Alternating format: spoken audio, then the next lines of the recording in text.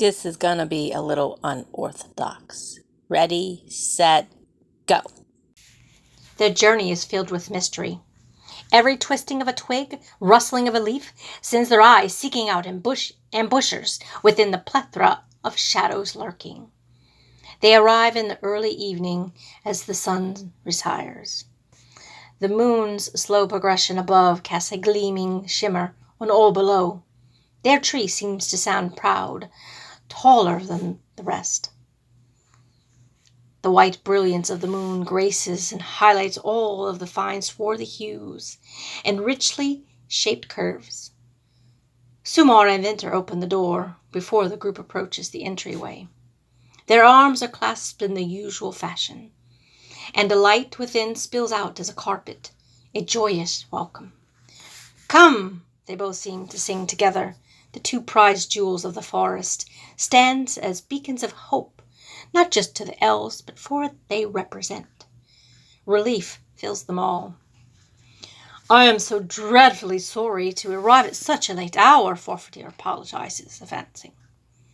"We know," Winter softly says, extending an arm to him in the lead. "I see you all fared well, though a bit silly." Sumar smiles generously, extending her arm out to Groan and Draconum, just behind. "Yes, Aunt Sumar," Draconum says, kissing her cheek before entering. "Yes, Mother," Groan says, kissing her other cheek. "It is good to see you," Sumar tells Farfadet, guiding him after Winter releases his arm. "Stay as long as you like." Sumar shuts the door firmly and sings to the tree. Vines begin to curl and twist and twine, sealing the entry, as all the others continue to greet with affection towards each other. The guests, Shinlin, Pluto, and Bartek, stand out of respect, with extended hands to clasp. Farfadet and Groan greet everyone with kind and pleasantries. Draconum's progresses hesitantly, making sure Pluto is the last, and with the most brevity. The room smells strongly of spice and fruity fragrances. My name is Deanne Treasure Callum. I am an artist, illustrator, writer, attempting to work on marketing. Today, I want to read to you a few snippets from the series, The White Wizard of Höfjar. There are 3 books in total. I only have published 2, so you will be getting a sneak peek of some of book 3. However, I'm not going to tell you which books I am reading from, but I do hope this is an ample teaser to get you to want to read the books. Now, they're available on Barnes & Noble and Amazon, ebook or paperback. Also, if you're living in the fine city of Lafayette in Louisiana, you can check them out for free at the Book Library. So, enjoy. This is all for your entertainment. The walk to the opening seems long and drawn out to a man warm with mead and whiskey. He stumbles by a few Mador elven sailors at the door. It strikes him when he reaches to brace himself on one of them to have his hand pass right through the elf's shoulder. The other sailor is quick to respond and grips Athazo before he fully crashes to the floor.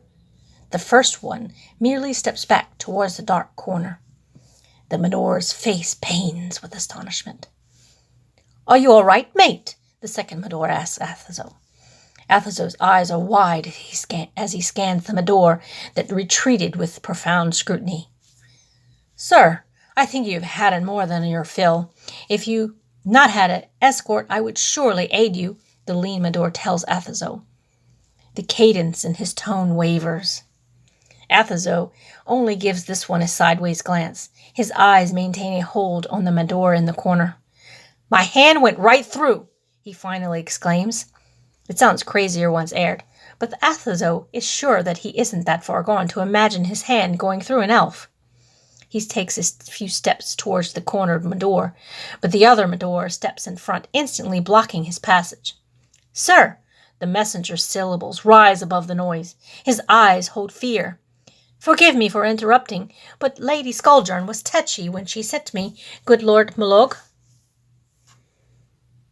Athos's eyes narrow at the sailor whose face suddenly twists and then decomposes. Athosor is sure that one of their names spurred this abrupt shift. He is further sure that he could win any conflict here and now, despite the one in his face being Magus. Then realization hits him with a jolt. His mind regains its clarity. A Magus? Athosor ponders. Who is he hiding? Do I even want to know? How many cabals do I want to be a part of? Curiosity beckons, but he is alone without his pack, and who knows what this Mador is capable of being. Corner. Hey, I hope you're enjoying it just as much as I am. Yes, there's some more. Where'd you go? Here we go. What? Oh, do you want me to play it? Yeah. Oh, I'm sorry for interrupting.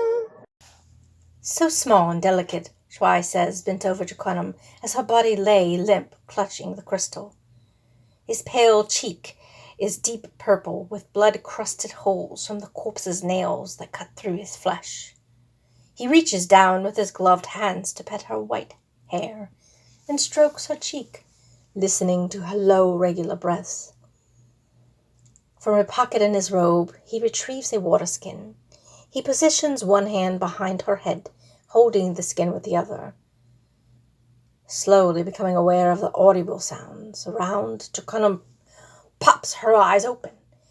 She swells in fear of this elf lacking in moral character. She lets out a gasp of surprise, seeing him hovering over her. His eyes lay on hers with their hidden mystery and devious deeds stirring within. With her mouth now open, the liquid pours easily. She gasps, not expecting such a reception, coughing violently and spitting afterwards. It is a strange-tasting liquid, and without delay, she rolls out from his gentle care. "What is that?" Draconum demands, gripping the crystal firmly. She realizes at once, with much relief, that she is still clutching it to her bosom.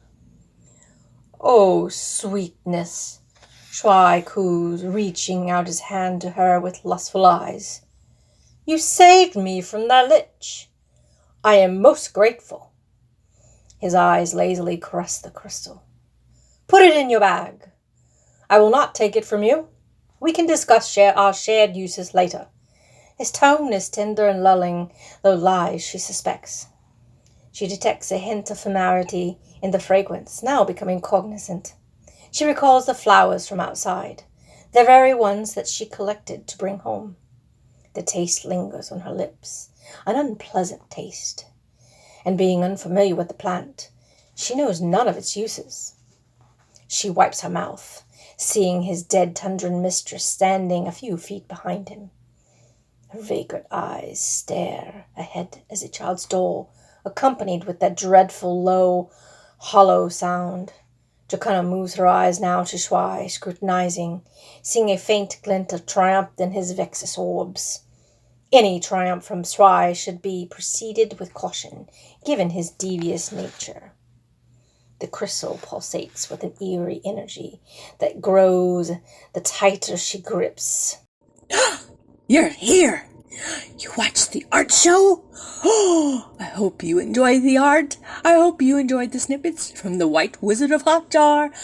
And if you don't have the books, I hope you're curious enough to want to go out and get yourself a copy, or two, because currently I only have 2 out, but I did read some snippets from book 3. Isn't that exciting? Okay, it's exciting for me, and I'm writing like mad on book 3 right now, so I am looking forward to publishing that one too. Anyway, if you have any comments, if you have some suggestions, perhaps particular illustrations you would like me to do, I can do those for you. Just let me know. I have an entire giant list of things to do, but I will put it on my list. It's very exciting to tackle each one. I am very good at completing projects. Yes, years ago I made a New Year's resolution and I stuck with it.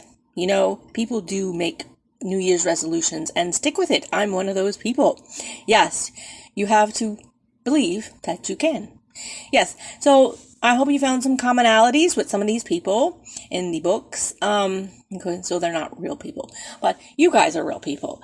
And this is all about escaping and connecting, and fantasies about escaping.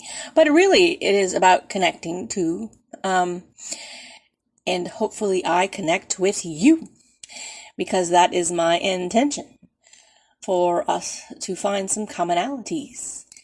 And I haven't forgotten about other things mentioned in the first videos. So let me know if you want to explore more of that. Anyway, it was a pleasure. Until next time. Ta-da!